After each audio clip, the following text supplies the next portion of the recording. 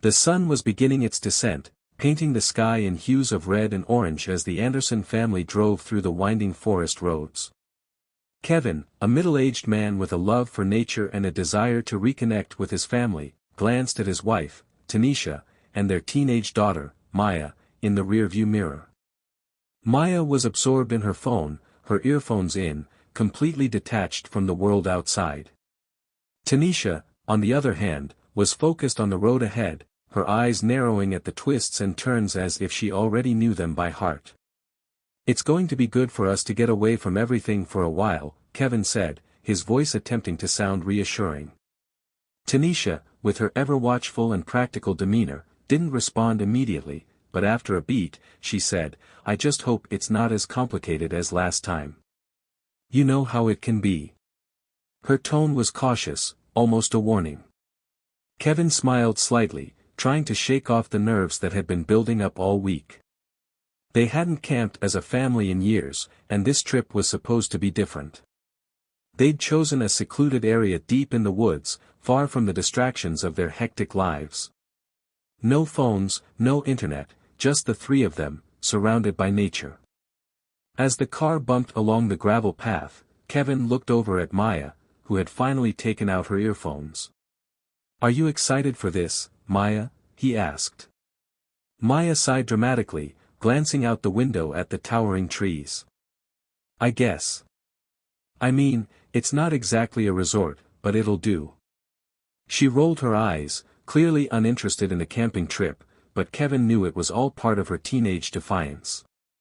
Deep down, he hoped that the fresh air and time away from screens would bring them closer together.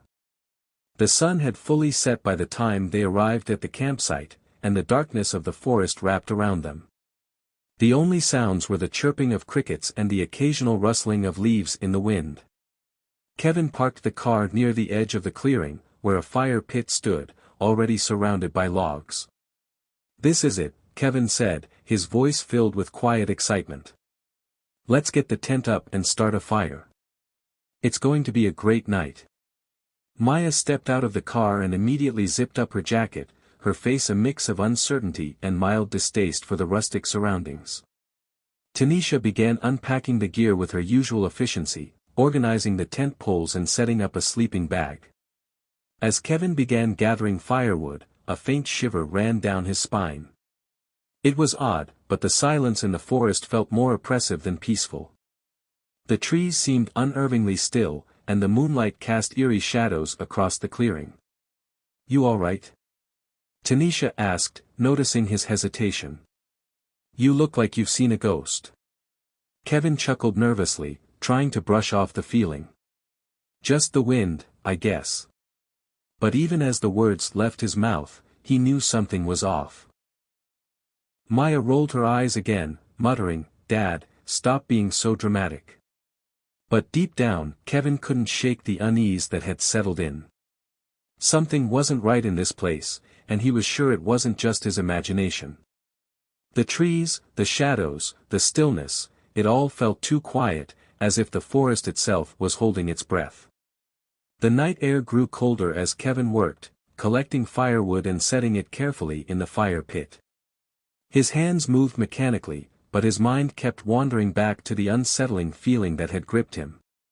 He'd been camping plenty of times before, but never like this, never so isolated, so far from any sign of civilization.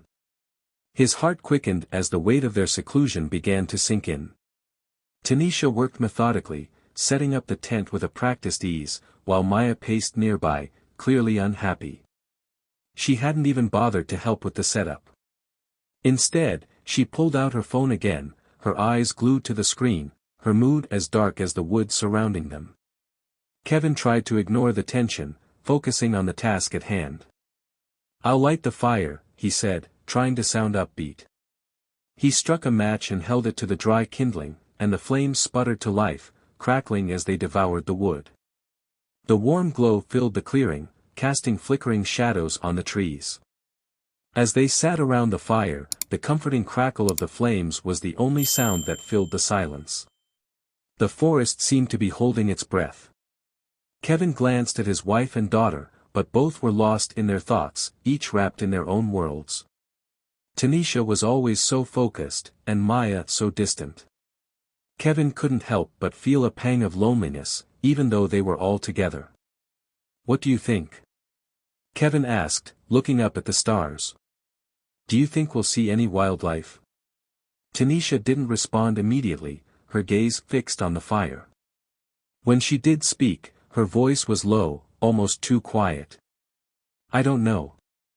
I've read that this place can be strange." She hesitated, glancing at the surrounding trees, as if expecting something to emerge from the shadows. Kevin frowned. "Strange? What do you mean by that?" "I don't know," Tanisha replied, her tone clipped. "It's just the vibe I get. The place feels off." Maya snorted, shaking her head. "Mom, you're always so paranoid. It's just a forest." But Kevin could see the unease in his wife's eyes. She'd been quiet since they'd arrived, and her behavior was starting to make sense. It wasn't just the isolation, it was something about this place. The trees. The shadows. The way the wind whispered through the leaves. The fire crackled loudly, breaking the silence, and for a moment, they all sat still, staring into the flames. The tension hung heavy, thick in the air. It wasn't just the surroundings that felt wrong, it was them. The unspoken words, the secrets they kept hidden from one another. Kevin could feel the walls between them growing taller. And then, out of the corner of his eye, Kevin saw something move in the darkness. A shadow, flickering just beyond the reach of the firelight. He blinked, trying to focus, but when he looked again, it was gone. His heart skipped a beat. Was it just his imagination? Or had something, or someone, been watching them from the woods? "Did you see that?" Kevin asked, his voice tight. Tanisha glanced up, her face pale. "What?" she asked, her voice sharp. "I swear I saw something," Kevin said, his voice trembling slightly. He stood up and moved toward the edge of the clearing, but there was nothing there, just the empty darkness of the forest. Maya rolled her eyes, clearly irritated. "Dad, you're freaking out over nothing." But Kevin couldn't shake the feeling that they weren't alone. He could still feel those eyes on them, watching from the shadows. As the night deepened, the uneasy feeling in the air thickened, and Kevin's instincts screamed at him to stay alert. The warmth from the fire couldn't penetrate the chill creeping into his bones. Despite the flickering flames and the sound of the crackling wood, a strange silence seemed to settle over the camp, one that made his skin crawl. "Let's head to bed," Kevin suggested, trying to shake the creeping anxiety building in his chest. Tanisha looked up, her face pale in the firelight. "You're right. It's late," she said, but there was something in her voice that made Kevin pause. It was like she was agreeing with him, but wasn't fully convinced herself. The family moved toward the tent. Kevin unzipped the flap and stepped inside, setting down his backpack with a heavy sigh. He tried to focus on the mundane task of arranging their sleeping bags, but every instinct told him to keep his guard up. His eyes darted to the opening of the tent, watching the shadows of the trees sway in the wind. The forest was alive with sounds, the rustling of leaves, the distant call of an owl, but none of it felt comforting. There was something about it all that seemed wrong. "I'll keep watch for a bit," Kevin said, trying to shake off his unease. "Go ahead and get some sleep." Tanisha didn't argue. She settled into her sleeping bag with a faint smile, her eyes heavy with exhaustion. Maya had already curled up on the other side of the tent, scrolling through her phone again. Kevin settled himself down on a small cushion near the door, trying to keep his mind occupied with anything other than the thoughts gnawing at the edges of his consciousness. It wasn't long before he heard it, the faintest sound, like a twig snapping. Kevin's heart thudded in his chest, and he quickly sat up, eyes flicking to the tent opening. He strained to listen, but the forest was silent again. Was it just the wind? Or was something, or someone, moving in the shadows? Another crack. Kevin's breath hitched in his throat. This time, it was louder. Closer. Too close. He was on his feet in an instant, his heart racing. Tanisha stirred but didn't wake up. Maya didn't even flinch, her attention still fixed on her phone screen. But Kevin's mind was racing now, his thoughts a blur of terror and confusion. Was there someone out there? Had he been imagining things earlier, or was this real? Slowly, Kevin crept toward the tent flap, his hands shaking slightly as he gripped the zipper. He pulled it open just a fraction, his eyes scanning the trees beyond the clearing. The firelight cast eerie shadows across the trunks of the towering pines, their thick branches swaying like dark, skeletal arms. There was nothing there, no movement, no figures lurking in the night. Yet, that strange, suffocating feeling remained, like something was waiting, just out of sight. "Dad?" Maya's voice broke through the tension. She was sitting up now, her phone forgotten in her lap. "What's going on?" "I don't know," Kevin said, his voice tight. "Stay inside the tent. Lock the flap. Don't open it for anyone, understood?" Maya frowned, her brow furrowed in confusion, but she nodded nonetheless. Kevin zipped the flap shut behind him and glanced around the clearing once more, but the silence returned. Everything appeared calm, but Kevin could feel the hair on the back of his neck standing on end. Another snap of a branch. It was definitely closer this time. Kevin's heart pounded in his chest as he slowly turned toward the woods, his mind racing. Something was out there, and he wasn't sure how much longer he could ignore it. Kevin's breath hitched in his throat as the wind seemed to pick up around the campsite. The distant rustle of the trees sounded more like whispers, the way the branches creaked in the night. Each crack and shift of the forest felt as if it was moving in closer, surrounding him, like a creeping, malevolent force. He couldn't shake the feeling that they weren't alone. His mind raced through every possible explanation. Was it an animal? Some sort of wild creature sneaking around? Or was it something far more sinister, lurking just beyond the light of the campfire? Kevin wasn't sure, but one thing was certain, he wasn't about to take any chances. He took a few cautious steps away from the tent, his boots sinking slightly into the soft earth. His ears strained to catch any sound that could give him a clue as to what was out there. His eyes darted over the darkened forest, the shadows too deep to see clearly, but he was certain something was watching. The breeze shifted, and with it, a sudden chill swept through the air, biting through his jacket. Kevin pulled it tighter around his body as his gaze lingered on the trees. There, just at the edge of the camp, where the firelight barely reached, he thought he saw something. A figure, standing still, barely moving in the darkness. It wasn't large, maybe the size of a person, but it was unnaturally still, as if it had been waiting for him to notice it. Kevin's heart pounded in his chest as he squinted, trying to make sense of what he was seeing. The figure remained motionless, its shape blending into the shadows. A strange, sickening sensation washed over him. It felt like the forest itself was alive, breathing, pressing in on them. He swallowed hard, trying to control his rising panic. "It's just a trick of the light," he muttered to himself. But the words didn't help. They only made his chest tighten further, like the air around him was too thick to breathe. Taking a deep breath, Kevin slowly began to step back toward the tent. He didn't want to panic his family, especially not Tanisha and Maya, who were already uneasy, but he couldn't ignore the creeping feeling in the pit of his stomach. They were not safe here. As he turned to head back to the tent, he heard it, footsteps, faint but unmistakable, coming from the forest behind him. The hairs on the back of his neck stood straight, and every instinct screamed at him to run. But he didn't. Instead, he froze. His mind raced as the steps grew louder. There was no way it was an animal. The rhythm was too deliberate. Too purposeful. It was a person. Someone, or something, was following him. Kevin's first instinct was to call out, to shout for Tanisha, to get his family to safety, but a terrifying thought gripped him. what if they weren't alone out here? What if this thing, whatever it was, had already found them?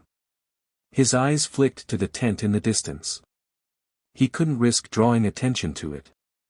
Instead, he pulled the knife from his belt, its cold metal comforting against his palm as he gripped it tightly.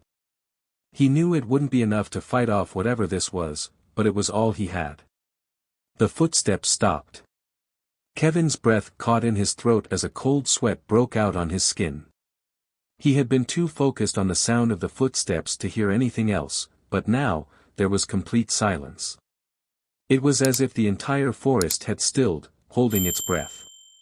He took another cautious step backward, his eyes scanning the trees in search of any movement.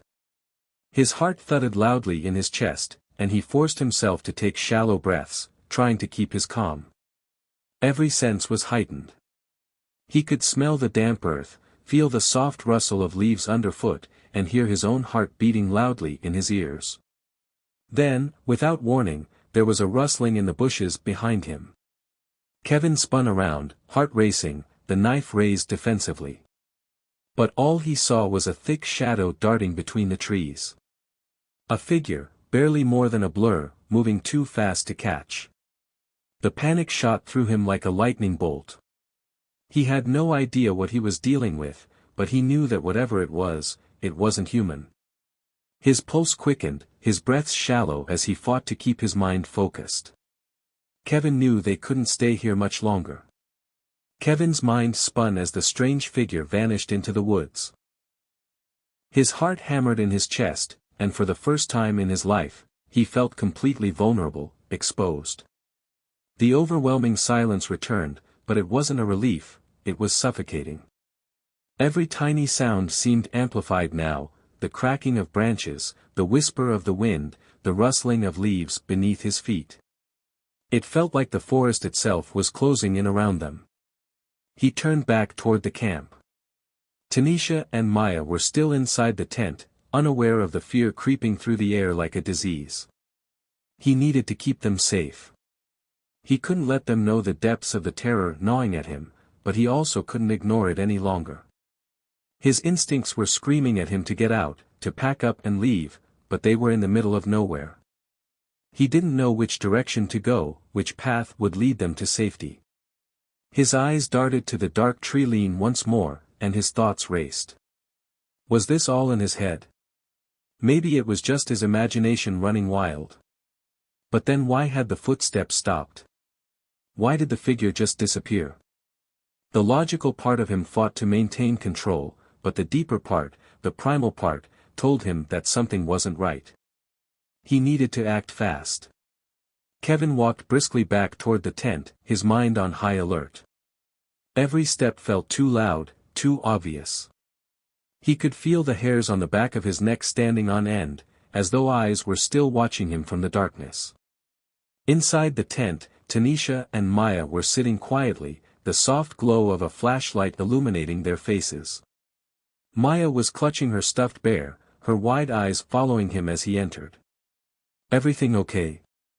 Tanisha's voice was low, her brow furrowed. She could sense something in his demeanor. Kevin forced a smile, trying to mask the fear, but it didn't reach his eyes. "Yeah," he said, his voice tight. "Just a little breeze. I'll keep an eye out." Tanisha didn't look convinced. She glanced at him skeptically but didn't say anything further. Instead, she reached out and squeezed his hand, a silent offer of support. But Kevin didn't return her gesture. His thoughts were too consumed by the unease gnawing at him, the instinct to protect his family overwhelming everything else. He couldn't shake the feeling that they weren't alone. It wasn't just the footsteps anymore, it was something deeper, an oppressive presence that seemed to lurk in the shadows of the trees, always just out of sight. He didn't know what it was, but he felt it in the pit of his stomach, that crawling sensation on his skin, the sense that danger was closing in on them. He had to do something. He couldn't just sit there and wait. "I'm going to check the perimeter," Kevin said, trying to sound more confident than he felt. "Stay inside and lock the flap.